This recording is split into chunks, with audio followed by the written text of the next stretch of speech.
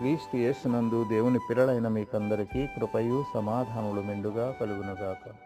ఈ దినము కొరకు ప్రభువు అనుగ్రహించినటువంటి తన జీవపు వాక్కు ఎఫెసీ పత్రిక 2వ అధ్యాయం 13వ వచనం.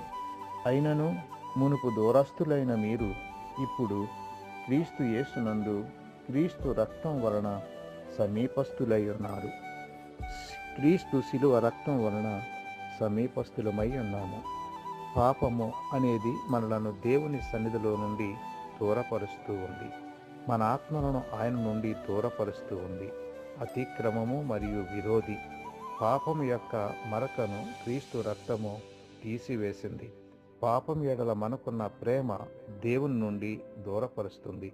ప్రభు అయిన యేసు క్రీస్తు ఎడల మనకున్న ప్రేమ మన పాప మాలిన్యాల నుండి విడుదలనిచ్చి పరిశుద్ధపరిచి క్రీస్తుతో ఐక్యపరుస్తుంది.